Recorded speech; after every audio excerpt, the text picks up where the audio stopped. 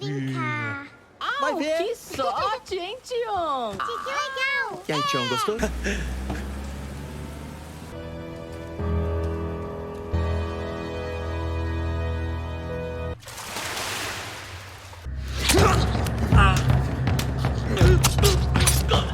Taegu is the most valuable member of the gang.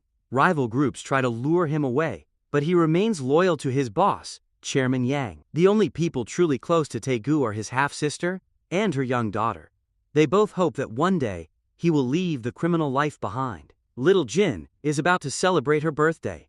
Taegu gives her an iPad as a gift. His sister is seriously ill, so soon he will have to adopt the girl. But fate has other plans. The car carrying his relatives gets into a crash. Jin and her mother die instantly. Even Chairman Yang attends the funeral. He claims the accident was arranged by the leader of a rival gang, Chairman Du. Taegu's refusal to switch sides apparently offended him that much. However, if Taegu wants revenge, he must act alone. Yang is too weak to help him now. Taegu arranges a meeting with Chairman Du at a sauna. Du promises to find those responsible. Only scum attack a man's family.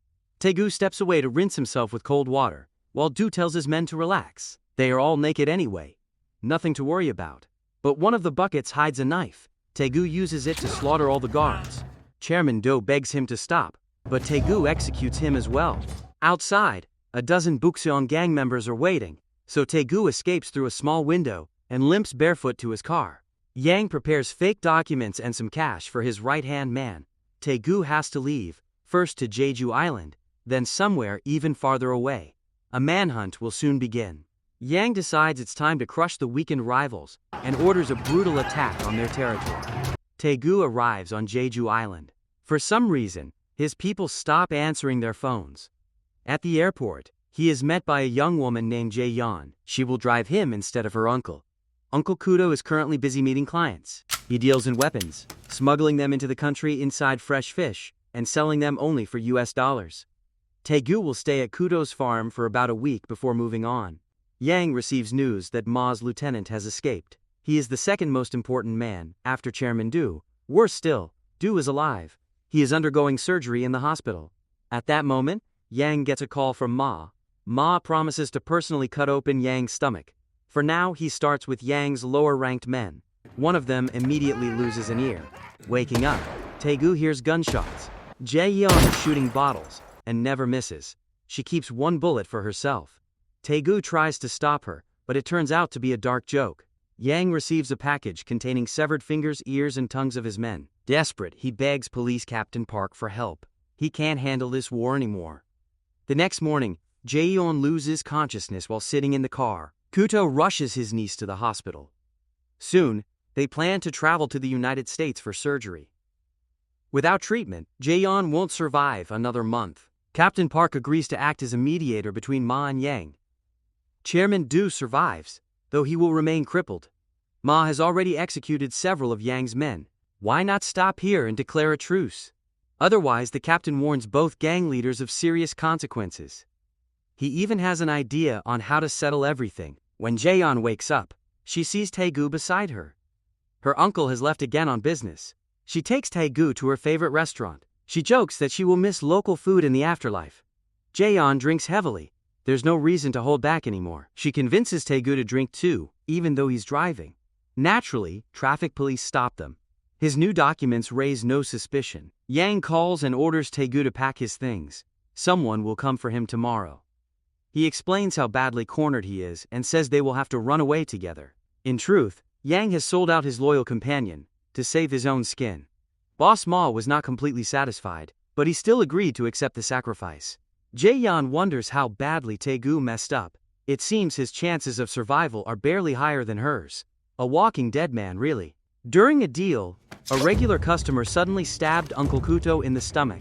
The Buksong clan offered the man a deal. Kill Kuto, in exchange for access to weapon suppliers. Thugs were waiting for Taegu near the house, but they never got the chance to act. Jae-yeon gunned them down with her pistol. Kuto still hoped to secure the money for his niece's surgery, but one of the gangsters shot him dead. The remaining criminals were about to flee when Jae-yeon ran into the barn. Busan ordered one of his men to get rid of the girl, but Taegu pressed a knife to his throat.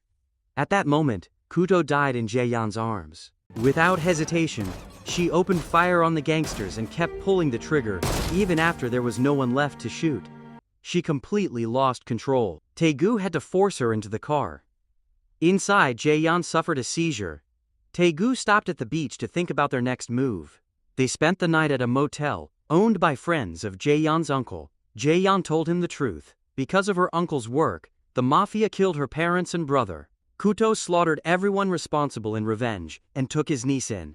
She had wished for Kuto's death every day, but now that he was gone, the pain was unbearable. She had no one left. Jaeyeon offered herself to Taegu, telling him he could use her body if he wanted. She was going to die soon anyway. The next morning, Taegu arranged a meeting with his boss. Before leaving, he wanted to have breakfast with Jaeyeon at her favorite restaurant. Later, they shared a cigarette on the beach and returned to the motel. The traitor was waiting for Taegu at the airport.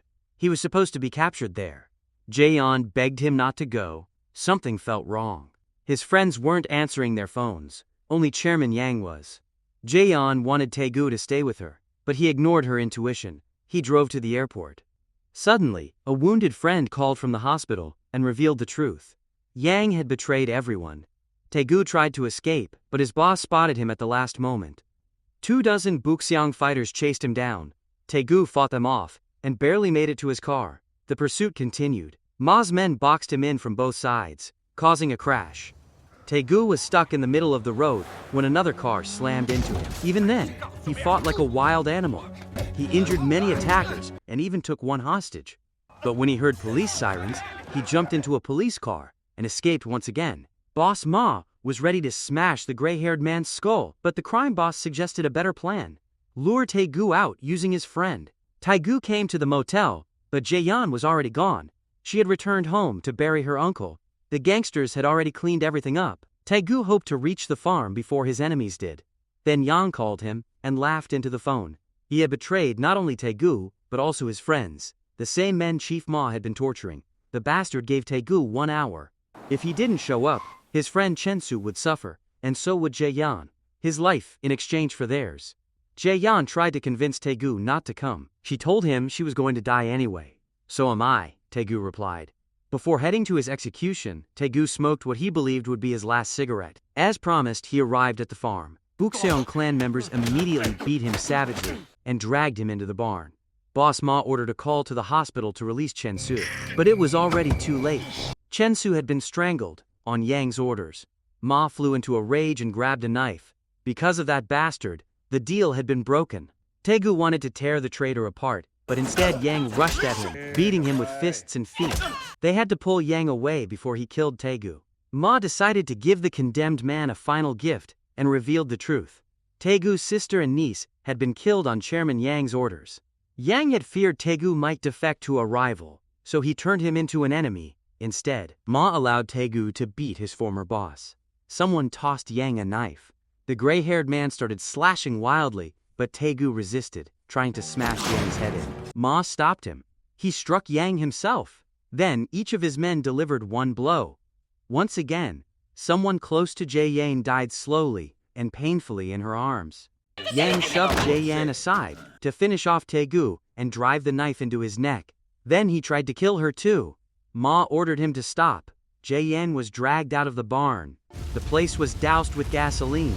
The gang cleaned up once more. Yang was left alive, only because of a deal with the police.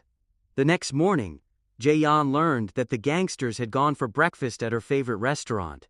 She immediately grabbed a scooter and rode there. The place was packed with criminals.